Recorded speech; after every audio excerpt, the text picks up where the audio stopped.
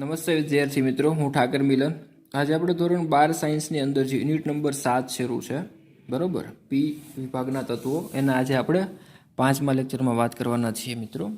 તો આગળ ઉપર આપણે એમોનિયાની બનાવટ વિશે વાત કરી ગયા, એમોનિયાના ગુણધર્મ અને એની ઉપયોગિતા વિશે વાત કરી ગયા. આજનો જે આપણો ટોપિક છે નાઇટ્રોજનના ઓક્સાઇડ સંયોજનો, કે જે નાઇટ્રોજન છે એની સાથે જેના ઓક્સાઇડ સંયોજનો જોડાય છે અને પછી કેટલા સંયોજનો બનાવે છે ઓક્સિજન સાથે જોડાઈને, એ જોવાનું છે. એમના સૂત્ર, એમની બનવાની પદ્ધતિ, એમનો ભૌતિક દેખાવ અને રાસાયણિક સ્વભાવની વિશે વાત કરવાના છીએ આપણે. તો જોઈએ,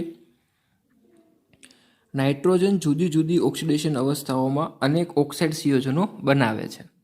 આ ઓક્સાઇડ સંયોજનોના નામ, સૂત્ર, બનાવટ અને ભૌતિક ગુણધર્મો નીચે દર્શાવ્યા છે. તો જોઈએ, તો પહેલું જ આપણી પાસે આવે છે ડાયનાઇટ્રોજન ઓક્સાઇડ N2O, નાઇટ્રોજન 1 ઓક્સાઇડ. એટલે કે એમાં નાઇટ્રોજનની ઓક્સિડેશન અવસ્થા કેવી છે તો કે +1 છે. બનવાની પદ્ધતિ તો કે NH4NO3 જે છે એમોનિયમ નાઇટ્રેટ ને ગરમ કરવામાં આવે, N2O + 2H2O રિમૂવ થાય છે. અને આ જે N2O બને છે એ કેવો છે તો કે રંગવિહીન વાયુ છે અને કેવો છે, તટસ્થ હોય છે. બરાબર, સ્વભાવે કેવો છે, રાસાયણિક રીતે તટસ્થ છે. ત્યાર પછીનો આવે છે નાઇટ્રોજન મોનોક્સાઇડ, એટલે કે NO, નાઇટ્રોજન 2 ઓક્સાઇડ, એટલે કે NO, જેમાં નાઇટ્રોજનની ઓક્સિડેશન અવસ્થા +2 છે. એમની બનાવટની વાત કરીએ, NaNO2 + 2 FeSO4 H2SO4 સાથે પ્રક્રિયા કરે એટલે Fe2SO4 ટ્વાઇસ બનાવે છે, અને NaHSO4 અને છેલ્લે H2O અને સ્વરૂપે NO, નાઇટ્રોજન મોનોક્સાઇડ આપણને મળે છે, જે પણ રંગવિહીન અને કેવો છે તો કે તટસ્થ છે. આ બધાની લાક્ષણિકતાઓ મિત્રો યાદ રાખવી પડશે, કેમ કે અવારનવાર પરીક્ષાઓમાં પૂછાતું હોય છે. આની બનાવટ પણ ખબર હોવી જોઈએ. એક કોષ્ટક જ છે આખું, મોસ્ટ IMPમાં ગણી શકાય કે એમની બનાવટની રિએક્શનો પણ પૂછી શકે છે. ત્યાર પછી આવશે ડાયનાઇટ્રોજન ટ્રાયોક્સાઇડ N2O3, જેમાં નાઇટ્રોજન 3 ઓક્સાઇડ, એટલે કે એમાં નાઇટ્રોજનની ઓક્સિડેશન અવસ્થા કેટલી છે તો કે 3 છે. એમની બનાવટ તો કે નાઇટ્રોજન મોનોક્સાઇડની N2O4 સાથે પ્રક્રિયા કરવામાં 250 કેલ્વિન તાપમાને, જ્યારે શું બને છે, N2O3, એટલે કે ડાયનાઇટ્રોજન ટ્રાયોક્સાઇડ બને છે, જે વાદળી રંગનો ઘન પદાર્થ છે અને સ્વભાવે કેવો છે તો કે એસિડિક છે. ત્યાર પછી વાત કરીએ નાઇટ્રોજન ડાયોક્સાઇડ NO2, જે આપણે બધા જાણીતો છે. એમાં નાઇટ્રોજનની ઓક્સિડેશન અવસ્થા +4, નાઇટ્રોજન 4 ઓક્સાઇડ તરીકે ઓળખાય છે. PbNO3 ટ્વાઇસની 673 કેલ્વિન તાપમાને પ્રક્રિયા કરવામાં આવે તો NO2, PbO અને O2, જે કેવો હોય છે, કથ્થાઈ રંગનો વાયુ છે, જેની પ્રક્રિયા અથવા તો એની બનાવટ આપણે લેબોરેટરી સ્વરૂપે પણ નાઇટ્રોજનને હાજર, NO2 વાયુને હાજર કરવા માટે કરતા હોઈએ છીએ. એ જ કસોટી છે, બરાબર. એટલે એમાં કથ્થાઈ રંગનો વાયુ મળે, જે સ્વભાવે કેવો હોય છે, એસિડિક ધુમાડા સ્વરૂપે નીકળતો જોવા મળે, અને આખા દ્રાવણનો રંગ કેવો થઈ જાય તો કે કથ્થાઈ રંગનું બનેલું હોય છે. ત્યાર પછી આવે છે ડાયનાઇટ્રોજન ટેટ્રોક્સાઇડ N2O4, ડાયનાઇટ્રોજન ટેટ્રોક્સાઇડ. એમાં પણ નાઇટ્રોજનની ઓક્સિડેશન અવસ્થા +4 છે, જેને પણ NO2, એટલે કે નાઇટ્રોજન ડાયોક્સાઇડ, અને ઠંડુ અને ગરમ કરવાથી, જો ઠંડુ પાડો તો શું બને છે, N2O4, અને ગરમ કરો તો શું બને છે, NO2. પ્રતિવર્તી પ્રક્રિયા છે, એટલે N2O4 ડાયનાઇટ્રોજન ટેટ્રોક્સાઇડમાં કેવો છે, રંગવિહીન ઘન અથવા તો પ્રવાહી બંને અવસ્થામાં હોઈ શકે છે. સ્વભાવે કેવો છે તો કે એસિડિક છે. એવી જ રીતના છેલ્લો પદાર્થ છે ડાયનાઇટ્રોજન પેન્ટોક્સાઇડ, જેમાં નાઇટ્રોજનની ઓક્સિડેશન અવસ્થા +5 છે. બનવાની રીત HNO3ની P4O10 સાથે ફોસ્ફરસની ઓક્સાઇડ, બરાબર, ફોસ્ફરસ ઓક્સાઇડ જે છે એની સાથે પ્રક્રિયા કરો, HPO3 અને N2O5 બને છે, જે રંગવિહીન ઘન છે અને સ્વભાવ કેવો છે, એસિડિક છે. મિત્રો, આ જે રિએક્શન અને આ જે પદાર્થો વિશે વાત કરી, એ બધા IMP તો ખરા જ, સાથે સાથે પાકા કરવા પડે. કેમ કે જો આમાં એવું કોઈ વસ્તુ નથી જે સમજી શકો, રિએક્શન થાય છે તો એ થવાની જ છે, ને એના દ્વારા જ આપણને હીટ મળવાની છે. આ એમના ભૌતિક અને રાસાયણિક ગુણધર્મો વસ્તુ જોઈએ તો આગળના 2 છે 3 એ બધા કેવા છે તો કે તટસ્થ છે, બાકીના બધા કેવા છે તો કે એસિડિક સ્વભાવ સાથે છે. એટલે એ પણ સારું પડશે બંધારણના આના ઓલામાં. હવે વાત કરીએ આ બધાના બંધારણોની, જેટલા આપણે જોયા તત્વો, બરાબર. ડાયનાઇટ્રોજન ઓક્સાઇડ, નાઇટ્રોજન મોનોક્સાઇડ, બરાબર, ડાયનાઇટ્રો ટેટ્રોક્સાઇડ, નાઇટ્રોજન ડાયોક્સાઇડ, ડાયનાઇટ્રો ટેટ્રોક્સાઇડ, ડાયનાઇટ્રો પેન્ટોક્સાઇડ, આ બધાના બંધારણો વિશે વાત કરીએ તો જો બંધારણો લુઈસ રચનાના દર્શાવેલા છે, લુઈસ બિંદુ નિરૂપણ સ્વરૂપે. ને લુઈસ રચના બધા બહુ સારી રીતે ભણીને આવેલા છીએ, આપણે ધોરણ 11માં ભણાવેલું છે, બરાબર. પરમાણુનું બંધારણ એમાં એ ચેપ્ટરની અંદર આપણે લુઈસ રચનાઓ વિશે પણ વાત કરી ગયા. પણ આમના બંધારણ તમારે યાદ રાખવાના થતા હોય. N2O કેવી રીતના જોડાય છે? તો કે નાઇટ્રોજનની પાસે બાહ્યતમ કક્ષામાં 7 ઇલેક્ટ્રોન છે, બંને પાસે હશે. બંને પાસે જો અહીંયા એક નાઇટ્રોજન પાસે 2 અયુગ્મિત ઇલેક્ટ્રોનની પડ્યા રહે છે, બરાબર. વચ્ચે નાઇટ્રોજન પાસે કોઈ નથી, ઓક્સિજન પાસે પણ 2 અયુગ્મિત ઇલેક્ટ્રોન પડ્યા રહે છે. આ રીતના જોડાણ કરીને છેલ્લે સ્વરૂપ કયું જોવા મળે છે? તો કે એના રૂપોમાં, બરાબર છે, બંધ પ્રાચલો તરીકે જેમને લેવાય છે. અને સંસ્પંદનની ઘટના જે જોવા મળે છે, આ સંસ્પંદનની ઘટના છે ડબલ બોન્ડ ટ્રિપલ બોન્ડની. આ ડબલ બોન્ડ અને ઓક્સિજન સાથે એક ડબલ બોન્ડ બનાવી અને સંસ્પંદનની ઘટના જોવા મળે. આ પણ આપણે ભણી જ ગયેલા છીએ ધોરણ 11માં સારી રીતે. ખાસ વાત યાદ રાખવા જેવી વસ્તુ છે, એમનો આકાર રેખીય છે. એન અને એન બંધ વચ્ચેની બંધ લંબાઈ 113 પાઇકોમીટર છે, અને એન અને ઓ વચ્ચેની બંધ લંબાઈ કેટલી છે? તો કે 119 પાઇકોમીટર છે. કોની વાત કરીએ છીએ આપણે? N2Oમાં બેની બંધ લંબાઈ જોવાની, એન અને એન વચ્ચેની અને એન અને ઓ વચ્ચેની. પછી NOમાં એન ડબલ બોન્ડ ઓ લખીએ છીએ, પણ એમાં સંસ્પંદન જોવા મળે છે. તો સંસ્પંદનમાં માત્ર ઇલેક્ટ્રોન ટ્રાન્સફર થાય છે. જો આ જે ઓક્સિજન પાસે ઇલેક્ટ્રોન છે, એ ઇલેક્ટ્રોન ઓક્સિજન પાસેથી ક્યાં જતો રહ્યો? નાઇટ્રોજન પાસે જતો રહ્યો.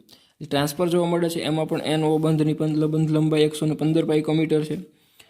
N2O3 N2 એટલે NO3 એટલે 2 ઓક્સિજન છે એ ડબલ બોન્ડથી જોડાય છે.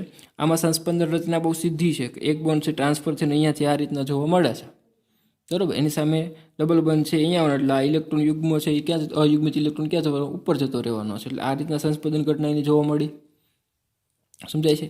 હવે એમાં બંધની લાત એનું સમતલીય આકાર છે, તમે જોઈ શકો છો એક પ્રકારથી, બરાબર. એટલે એ પણ તમે યાદ રાખી શકશો હમણાં બધા બંધારણો વિશે.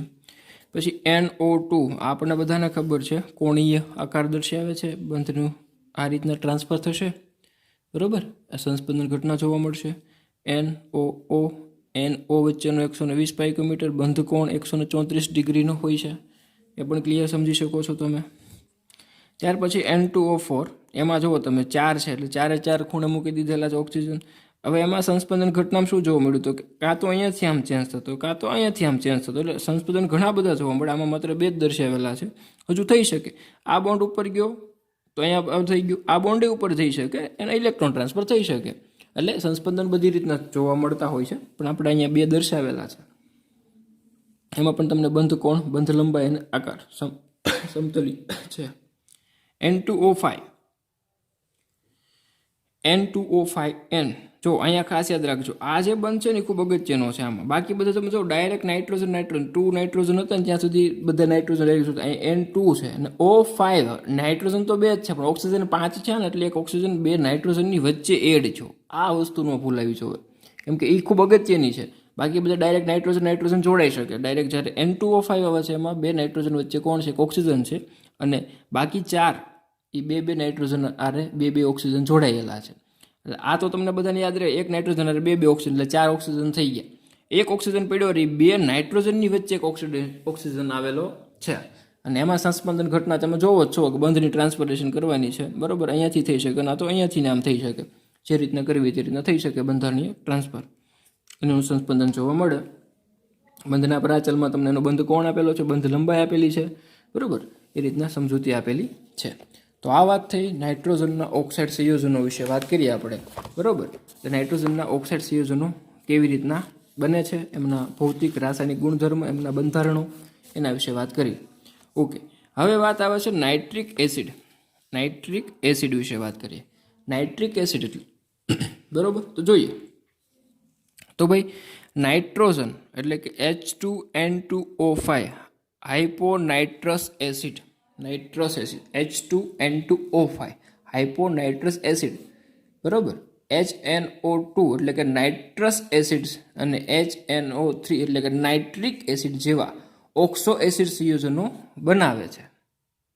આ પૈકી HNO3 સૌથી અગત્યનો છે. કોણ? તો કે HNO3 નાઇટ્રિક એસિડ સૌથી અગત્યનો છે. નાઇટ્રોજન 3 પ્રકારના ઓક્સો એસિડ બનાવે. કેવા? હાઇપોનાઇટ્રસ એસિડ, નાઇટ્રસ એસિડ અને નાઇટ્રિક એસિડ જેવા ઓક્સો એસિડ બનાવે છે. અગત્યનું કોણ છે સૌથી વધારે? HNO3 એટલે કે નાઇટ્રિક એસિડ છે, બરાબર. હવે આપણે વાત કરીએ એમાં એની બનાવટમાં જોઈએ આપણે તો ઓકે, તો શું કીધું એમાં બનાવટમાં? તો કે પ્રયોગશાળામાં કાચની વક્ર નળીમાં KNO3 અથવા તો NaNO2 અને સાંદ્ર H2SO4 ને ગરમ કરીને શું બનાવ્યું છે કે નાઇટ્રિક એસિડ બનાવવામાં આવે છે. કોને કોને ગરમ કરવાને કીધા પ્રયોગશાળામાં? તો કે KNO3 અથવા તો NaNO2, બેમાંથી કોઈ પણ એક લો, NaNO2 અથવા તો KNO3 લો. એને સાંદ્ર H2SO4 સાથે ગરમ કરવાના. એટલે બેમાંથી કોઈ પણ એકને કોઈ જ્યારે ગરમ કરશો તમે, સાંદ્ર H2SO4 સાથે ગરમ કરો એટલે નાઇટ્રિક એસિડ બને. તો આપણે ધારો કે અત્યારે NaNO3 લીધેલું છે અહીંયા, બરોબર? એની પ્રક્રિયા H2SO4 સાથે કરી તો અહીંયાનો Na, આનો એક HSO4, બરોબર? NaHSO4 બનશે અને આનો H અને HNO3 એટલે કે HNO3 એટલે કે નાઇટ્રિક એસિડ બને છે. મોટા પાયે તેની મુખ્યત્વે ઓસ્વાલ્ડ પ્રક્રમ દ્વારા બનાવવામાં આવે છે. તો આ યાદ રાખજો, નાઇટ્રિક એસિડ કયા દ્વારા બનાવવામાં આવે છે? ઓસ્વાલ્ડ પ્રક્રમ, એટલે ઓસ્વાલ્ડ પદ્ધતિ દ્વારા બનાવવામાં આવે છે. આ પદ્ધતિ વાતાવરણીય ઓક્સિજન દ્વારા NO3 ના એટલે કે એમોનિયાના ઉદ્દીપકીય ઓક્સિડેશન પર આધારિત છે. એટલે આખી પદ્ધતિ કોના પર આધારિત છે? તો કે વાતાવરણમાં રહેલા HNO3 એટલે કે એમોનિયા જે છે NH3 ના ઉદ્દીપકીય ઓક્સિડેશન પર આધારિત છે. તો જોઈએ, NH3 એમોનિયાની ઓક્સિજન એટલે કે હવામાં રહેલા વાતાવરણીય ઓક્સિજન સાથે જો પ્રક્રિયા થાય ને PTRH ગોઝ ઉદ્દીપક લઈએ અને 500 કેલ્વિન તાપમાન રાખીએ 9 બાર દબાણ રાખવામાં આવે તો શું બને છે? NO બને છે. પહેલાં શું બને છે? NO, nitrogen monoxide. આ રીતે ઉત્પન્ન થયેલ નાઇટ્રિક ઓક્સાઇડ ઓક્સિજન સાથે જોડાઈને શું બનાવશે? NO2 આપે છે. એટલે ઓક્સિજન સાથે જોડાઈને શું બની ગયું? NO2. ઉત્પન્ન થયેલ નાઇટ્રોજન ડાયોક્સાઇડ પાણીમાં દ્રાવ્ય થઈને શું બનાવે છે? HNO3. એટલે કે આના પછી પાણીમાં દ્રાવ્ય કરી દીધો, પાણી સાથે પ્રક્રિયા કરી એટલે શું બની ગયું? HNO3 અને NO પાછો શું થયું? મુક્ત થયું. ઉત્પન્ન થયેલ NOનું પુનઃચક્રણ એટલે કે રિસાયકલ થાય છે અને જલીય HNO3 ને નિસ્યંદન દ્વારા દળથી આશરે કેટલા ટકા? તો કે 68% સુધી સાંદ્ર બનાવી શકાય છે. આ એક વસ્તુ દળથી, કે જેટલા વજનમાં તમે લીધો છે એને દળને આશરે કેટલો હોય? તો કે દળ તમે લીધું એની કરતાં 68% સાંદ્રતા બનાવે. ત્યારબાદ એને H2SO4 સાથે નિર્જળીકરણ કરવામાં આવે છે. એટલે કે એની સાથે પાણી દૂર કરવામાં આવે H2SO4 દ્વારા. એટલે એ કેટલા ટકા સાંદ્રતાવાળું થઈ જાય? તો કે 98% સુધીનું સાંદ્ર દ્રાવણ બનાવી શકે છે. બરોબર? સાંદ્ર દ્રાવણ બને છે HNO3 એટલે કે નાઇટ્રિક એસિડ બને છે. ખાસ ઓસ્વાલ્ડ પ્રક્રમ આખો યાદ રાખવો પડે. ઓસ્વાલ્ડ પ્રક્રિયામાં સૌ પ્રથમ એમોનિયાની વાતાવરણના ઓક્સિજન સાથે 500 કેલ્વિન તાપમાને અને 9 bar દબાણે પ્રક્રિયા કરવામાં આવે એટલે નાઇટ્રસ એસિડ, બરોબર, નાઇટ્રિક ઓક્સાઇડ બને છે, NO બને છે. એ પાછું હવામાં રહેલા ઓક્સિજન સાથે જોડાઈને શું બનાવે? NO2 બનાવે. એ NO2 પાણી સાથે મિશ્રિત થઈને શું બનાવે છે? HNO3 બનાવે છે અને NO મુક્ત કરે છે. આ NOનું પાછું રિસાયકલ થઈને ફરી વખત આપણે શું બનાવી શકીએ છીએ? HNO3 બનાવી શકીએ છીએ. અને એ જ્યારે બને છે ત્યારે 68% સાંદ્ર હોય છે. જ્યારે તેનું H2SO4 દ્વારા નિર્જળીકરણ કરવામાં આવશે ત્યારે કેટલા ટકા સાંદ્રતાવાળો બનશે? તો કે 98% સાંદ્રતાવાળો બની જાય. હવે એમનું બંધારણ અને ગુણધર્મ વિશે વાત કરીએ એટલે બંધારણની સમજૂતી થઈ જશે. તો નાઇટ્રિક એસિડ રંગવિહીન પ્રવાહી છે. કેવું છે? રંગવિહીન પ્રવાહી છે. તેનું ઠારણ બિંદુ કેટલું છે? તો કે 231.4 કેલ્વિન છે. જ્યારે ઉત્કલન બિંદુ કેટલું છે? 355.6 કેલ્વિન છે. પ્રયોગશાળામાં કક્ષાનો નાઇટ્રિક એસિડ દળથી આશરે 68% HNO3 ધરાવે છે અને વિશિષ્ટ ઘનતા એની કેટલી હોય છે? તો કે 1.504 ધરાવે છે. એટલે કે એની એસિડિકતા કેટલી હોય પ્રયોગશાળામાં? તો કે 68% હોય છે. એટલે કે સાંદ્ર એટલું હોય છે પ્રયોગશાળાની અંદર, બરોબર. નાઇટ્રિક એસિડ દળથી આશરે 68% HNO3 ધરાવે છે. એટલે કે એની સાંદ્રતા છે લેબોરેટરીની અંદર 68% જેટલી હોય, 98% રાખતી નથી. એઝ એ કંપની યુઝમાં લેવામાં આવતું હોય છે. હવે એનું બંધારણ દર્શાવેલું છે. HNO3, H છે, N છે અને O કેટલા છે? 3 છે. જો N સાથે 2 ઓક્સિજન, આમ તો N સાથે 3 ઓક્સિજન અને 1 ઓક્સિજન સાથે H, એટલે કે આ એક OH થઈ ગયું. આમ સમજો તો આ NO3 લખતા આવડી જાય ને એક H એડ કરી દેવાનો છે એઓ સાથે, બરોબર. O અને N વચ્ચેનો બંધ, NO બંધની બંધ લંબાઈ 140.6 પાઇકોમીટર છે. પછી એનો બંધ કોણ NOH નો બંધ કોણ 102 ડિગ્રી છે. OH બંધ લંબાઈ 96 પાઇકોમીટર છે. NO બંધ લંબાઈ 121 પાઇકોમીટર છે અને ONO બોન્ડ કેટલાનો છે? તો કે 130, બંધ કોણ કેટલા? 130 ડિગ્રીનો છે. આગળ વાત કરીએ. વાયુ અવસ્થામાં HNO3 બંધારણમાં દર્શાવ્યા મુજબ સમતલીય અણુ તરીકે અસ્તિત્વ ધરાવે છે. તો આપણે જોયું જલીય દ્રાવણમાં નાઇટ્રિક એસિડ, હાઇડ્રોનિયમ અને નાઇટ્રેટ આયનો આપીને પ્રબળ એસિડ તરીકે વર્તે છે. જલીય દ્રાવણ જ્યારે એનું બનાવવામાં, આ વાયુમય અવસ્થાની વાત કરીએ, જ્યારે જલીય દ્રાવણ એનું બનાવવામાં આવશે ત્યારે જો H3O પ્લસ હાઇડ્રોનિયમ આયન આપ્યો અને નાઇટ્રેટ આપે છે અને કેવો થાય છે, પ્રબળ એસિડ તરીકે વર્તે છે. સાંદ્ર નાઇટ્રિક એસિડ પ્રબળ ઓક્સિડેશન કરતા પણ છે. તે ગોલ્ડ અને પ્લેટિનમ જેવી ઉમદા ધાતુઓ સિવાયની મોટા ભાગની ધાતુઓ પર હુમલો કરે છે. કોની ઉપર હુમલો નથી કરતું એ યાદ રાખવાનું કે HNO3 ગોલ્ડ અને પ્લેટિનમ ધાતુ ઉપર હુમલો કરી શકતી નથી, બાકીની તમામ ધાતુઓ પર હુમલો કરી શકે છે. આગળ ઉપર વાત કરીએ.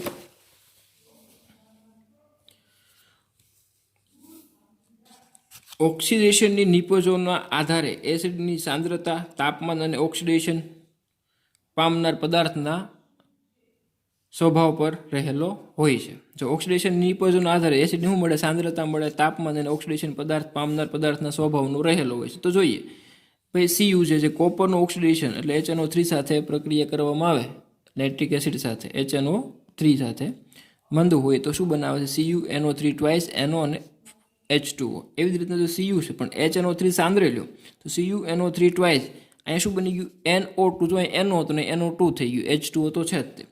ઝીંક મંદ નાઇટ્રિક એસિડ સાથે પ્રક્રિયા કરીને N2O બનાવે છે, જ્યારે સાંદ્ર એસિડ સાથે પ્રક્રિયા કરીને શું બનાવે છે, NO2 બનાવે છે. તો એમની પણ પ્રક્રિયા તમને દર્શાવેલી છે કે ઝીંકની મંદ HNO3 સાથે પ્રક્રિયા કરો તો શું બનશે, N2O, જ્યારે સાંદ્ર સાથે કરો તો NO2 બને છે. ક્લિયર. કેટલીક ધાતુઓ દાખલા તરીકે Cr અને Al સાંદ્ર નાઇટ્રિક એસિડમાં દ્રાવ્ય થતી નથી કારણ કે તેમની સપાટી પર ઓક્સાઇડનું નિષ્ક્રિય આવરણ બની જાય છે. એટલે કે મોટા કંપની ધાતુઓ એવી છે કે જે સાંદ્ર નાઇટ્રિક એસિડમાં દ્રવ્ય ન થાય. એનું રીઝન શું, તો કે એ જ્યારે દ્રાવ્ય થવા માટે ઓગળે ત્યારે એની ઉપર એક ઓક્સિડેશનનું નિષ્ક્રિય પડ બની જાય, જેના ઉપર એ પછી જે એસિડ છે એને અસર થવા દેતું નથી પડ, એટલા માટે દ્રાવ્ય થઈ શકે નહીં. ઓકે, આગળ જોઈએ. સાંદ્ર નાઇટ્રિક એસિડ અધાતુઓ અને તેમના સંયોજનોનું પણ ઓક્સિડેશન કરે છે. બરાબર, નાઇટ્રિક એસિડ અધાતુઓ અને તેમના સંયોજનો પણ શું કરે છે, ઓક્સિડેશન કરે છે. આયોડિન આયોડિક એસિડમાં, કાર્બન ડાયોક્સાઇડમાં અને સલ્ફર H2SO4માં, ફોસ્ફરસ ફોસ્ફરિક એસિડમાં ઓક્સિડેશન પામે છે. બધાની રિએક્શન તમને આપી છે. I2 શેમાંથી રિએક્શન, તો કે આયોડિન C શેમાં રિએક્શન પામે છે, આયોડિક એસિડમાં, કાર્બન C કાર્બન ડાયોક્સાઇડમાં, સલ્ફર C સલ્ફ્યુરિક એસિડમાં અને ફોસ્ફરસ C ફોસ્ફોરિક એસિડમાં શું પામે છે, ઓક્સિડેશન પામે છે. બધાની તમને અહીંયા દર્શાવેલી છે રિએક્શન HNO3 સાથેની. બરાબર, સાઈડ નિપજ જે કાંઈ મળતી હોય પણ મુખ્ય નિપજને તમે જુઓ તો તમને વધારે ખ્યાલ આવી જશે. અને સાઈડ નિપજમાં બે જ વસ્તુ છે, NO2 અને H2O, બધામાં કોમન જ છે. એટલે એક વસ્તુ યાદ રાખવાની રહે તમારે કે ભાઈ જ્યારે સાંદ્ર નાઇટ્રિક એસિડની પ્રક્રિયા અલગ અલગ આ જે તત્વો છે એમની સાથે કરવામાં આવે છે ત્યારે એને અનુલગતા એસિડો આપે છે મોટા ભાગ. કાર્બન ડાયોક્સાઇડ સિવાયના બાકીના બધા એસિડ જ છે, કાર્બન ડાયોક્સાઇડ બનાવે છે. એટલા માટે હવે કથ્થાઈ વલય કસોટી, કથ્થાઈ વલયવાળી જે કસોટી છે એની વાત કરીએ તો નાઇટ્રેટ માટેની, નાઇટ્રેટ જો NO2, બરાબર, એને નાઇટ્રેટ માટેની પ્રચલિત કથ્થાઈ વલય કસોટી નાઇટ્રેટનું નાઇટ્રિક ઓક્સાઇડમાં રિડક્શન કરવાની Fe+2ની ક્ષમતા પર આધારિત હોય છે, જે Fe+2 સાથે પ્રક્રિયા કરીને કયો રંગ આપે છે, કથ્થાઈ રંગનું સંકીર્ણ બનાવે છે. જ્યારે Fe+2ને હાજર કરવાનો છે ને લેબોરેટરીની અંદર, ત્યારે આ કસોટીનો કથ્થાઈ વલય કસોટીનો ઉપયોગ થતો હોય છે. આ કસોટી સામાન્ય રીતે નાઇટ્રેટ આયન ધરાવતા જલીય દ્રાવણમાં મંદ ફેરસ સલ્ફેટનું દ્રાવણ ઉમેર્યા બાદ તેમાં કસનળીની દિવાલને અટકીને સાંદ્ર સલ્ફ્યુરિક એસિડ ઉમેરીને કરવામાં આવે છે. દ્રાવણ અને સલ્ફ્યુરિક એસિડના સ્તર વચ્ચે આંતરપૃષ્ઠ પર જોવા મળતું કથ્થાઈ વલય દ્રાવણમાં નાઇટ્રેટ આયનની હાજરી સૂચવે છે. બે વસ્તુ અગત્યની છે. એ બહુ સારો પ્રયોગ છે, લેબોરેટરીમાં પણ થતો હોય છે કથ્થાઈ રંગ માટેની. બરાબર, એમાં કેવું હોય તો કે જો તમારે નાઇટ્રેટ આયનને હાજર કરવાનો છે તો નાઇટ્રેટ આયનને હાજર કરવો હોય તો એની માટે શું કરવું પડે, તમારે સૌપ્રથમ તમને જે પદાર્થ આપ્યો છે એ પદાર્થ લેવાનો છે. એ પદાર્થની અંદર બરાબર એનું જલીય દ્રાવણ બનાવવાનું છે. પછી તાજું બનાવેલું ફેરસ સલ્ફેટનું દ્રાવણ લેવાનું છે. એ બેને મિશ્રિત કરો. પછી ટેસ્ટ ટ્યુબને આવી રીતના ક્રોસ રાખવાની અને એની સપાટીને ધીમે ધીમે નીચે એડ થાય એવી રીતના સાંદ્ર સલ્ફ્યુરિક એસિડ એડ કરવાનો છે. જેમ સલ્ફ્યુરિક એસિડ એડ થશે એમ એની સપાટી ઉપર એક રાઉન્ડ શેપની કથ્થાઈ રંગની વલય જોવા મળશે, રિંગ જોવા મળશે. અને એ શું બતાવે છે, કથ્થાઈ વલય કસોટી દર્શાવે છે. ક્લિયર. હવે આ વાત થઈ એના ગુણધર્મની. હવે વાત કરીએ એની ઉપયોગિતાની. ઉપયોગીમાં જોઈએ તો નાઇટ્રિક એસિડનો મુખ્ય ઉપયોગ ખાતરો માટે એમોનિયમ નાઇટ્રેટ અને વિસ્ફોટકો તથા પાયરોટેક્નિક્સમાં ઉપયોગી થતા અન્ય નાઇટ્રેટ સંયોજનોના ઉત્પાદનમાં થાય છે. તો ક્યાં ક્યાં છે નાઇટ્રિક એસિડનો ઉપયોગ? ખાતરો બનાવવામાં, એટલે કે એમોનિયમ નાઇટ્રેટ બનાવવામાં, પછી એની જેવા વિસ્ફોટક પદાર્થો બનાવવામાં, તથા પાયરોટેક્નિક્સ એટલે પાયરોટેક્નિક્સના ઉપયોગમાં પણ જેનો ઉપયોગ થતો હોય છે તે નાઇટ્રોગ્લિસરીન, ટ્રાયનાઇટ્રોટોલ્યુઇન અને અન્ય કાર્બનિક નાઇટ્રો સંયોજનોની બનાવટમાં ઉપયોગી થાય છે. તેના વિશે તમે ભણી કે નાઇટ્રો સંયોજનો, બરાબર. તેના અન્ય મુખ્ય ઉપયોગ સ્ટેનલેસ સ્ટીલના એસિડ ઉપચારમાં, એટલે કે એની જે કાટ લાગવાની પ્રક્રિયા છે દૂર કરવા માટે, ધાતુઓના નિક્ષાલનમાં, રોકેટ બળતણમાં ઓક્સિડેશન કરતા તરીકે પણ ઉપયોગમાં લેવામાં આવે છે. કોને? તો કે નાઇટ્રિક એસિડને, HNO3 ને. ઓકે મિત્રો, તો આજે આપણે HNO3 સુધી રાખીએ. ફોસ્ફરસ જે છે આખો ટોપિક એ આપણે નેક્સ્ટ લેક્ચરમાં જોઈશું. આજે અહીંયા સુધી રાખીએ. ન સમજો તો ડિફિકલ્ટી પૂછી શકો છો. ઓકે મિત્રો, થેન્ક યુ.